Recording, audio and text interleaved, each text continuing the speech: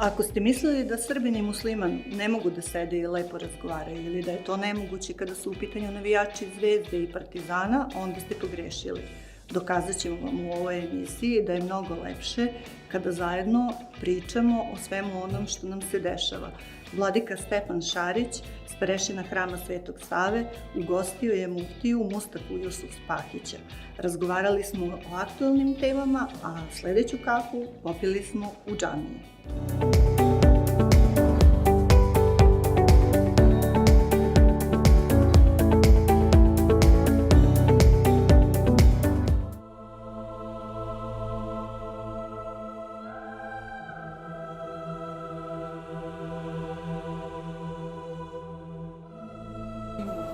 Pa nisi mi različiti po broju su jedan.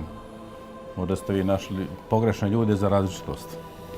Da, mi smo u suštini jedno biće Božja, svi smo ljudi sličnog rasta čak. Ja mislim da nam je i krvna grupa ista. Da ne govorim, ali moglo bi biti da. A sa druge strane, peto, kad se malo šalimo, Bože, prosti u ovom domu, jest velika razlika ako je neko partizanovac, a neko zvezdaš. U svakom slučaju uživamo u sportu, volimo sport, volimo sve ono što će našu djecu držati na okupu zajedno, da se vesele, da se nasmeju. I to nam je onako glavna želja i da idu ispravnim putem, naravno. Bilo da je to Partizan, Zvezda i bitno da je sport tu. I da je sportsko ponašanje. I navijanje pogotovo, jer mi moramo da utičemo na navijače kako da se ponašaju u skladu sa verom. Da. Mnogo je lakše da utičemo na taj način što, recimo, ja mogu da govorim svojima iz Zvezde, nego s partizanovicima. Ne dijelima to ništa, ali kako, šta njima da objašnjavam? A da budem iskren, to mi je malo rečeno. A zato nadam se da vi utičete koliko je moguće. Ja se trudim zaista da me ne oslepi ni Partizan ni Zvezda u odnosu na Boga. Pa ti sad, znam ja da ćeš i ti isto to uraditi sa svojim stadom kako treba. Imam me neku ideju interesantnu. Nekako nisam, kad upoznam nekog čovjeka vjerujućeg, dođe u crkvu iz Partizanovaca, pa ja imam nekako potrebu da se malo šalim s njim i sve, ali ne znam kako da ga nekako prevaspitam na svoje gledište, međutim imam sad odličnu ideju. Kažem, muftija je Partizanovac, pa vidite šta ćete sad. Ne, ja imam puno imama koji navijaju za Crvenu zvezdu. Ne znam šta ću sa njima. Ja i ne znam. Kako sa tobom, Vladiko, ja nisam ni na kraj pameti da te prevaspitavam po tom pitanju. Ti znaš to kako treba. Zvezda je srpski klub koji je osvojio Evropu. Partizan je to imao šansu i pre toga u finalu. Ja to zaista volim. Jedan interesantan čovjek, zove se Predrag Mijatović, da? Da. Kaže, pitan ga za koje si veliki klubov igrao. I on kaže Real, ne znam koje, ne pomenu Partizana. Ba, dobro, ima toga i u Zvezdi. Jedan veliki zvezdaš je kao Čava Dimitrijević igrao za Partizan. Da. Ja se nadam da je pored Zvezde i Partizana ovaj hram jedan od stubova za sve to. Kao što je i onaj hram Islamske zajednice koji je 500 godina tu. Nadamo se da će biti jedan koji treba da bude za Beograd malo veći obzirom na potrebe. To ja znam da imamo uvek i tu podršku i od naše Srpske pravoslavne crkve po tom pitanju. I od komšija naših, eto, samo malo još političari da se usaglase, da se prebroju, što bi rekli, kako treba, da dobijemo i tu neku dozvolu. Ali u svakom slučaju, ovo su mesta koja donose mir.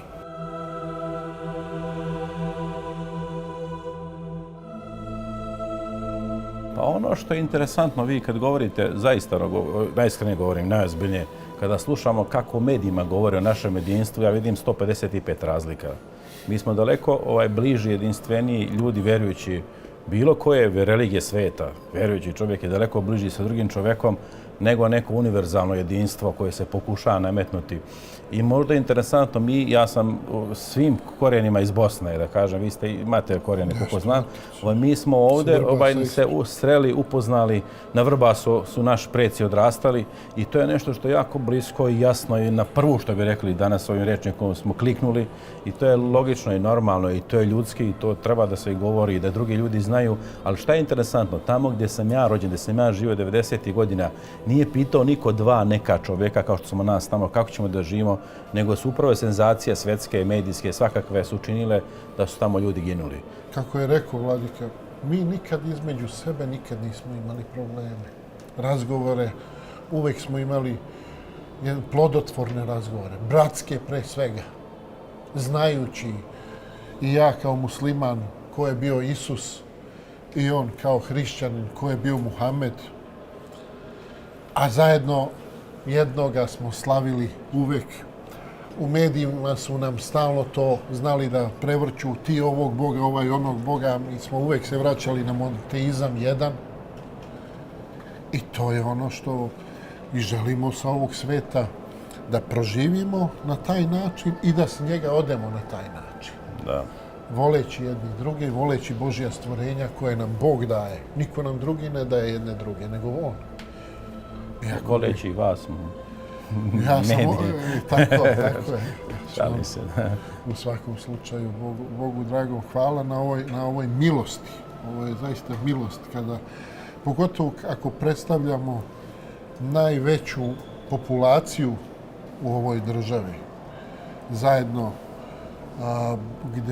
gdje su u celom svijetu pokušali da naprave nepomirljive razlike između pravoslavnog, hrišćanskog i muslimanskog. Da bi neko ušao u finale bez neke borbe, a da se mi pokoljemo i da mi okrvavimo ruke jedni s drugima. To, dok smo živi, moja porodica, mi nećemo to dozvoliti. Ljubav prema svojoj zemlji je deo verovanja.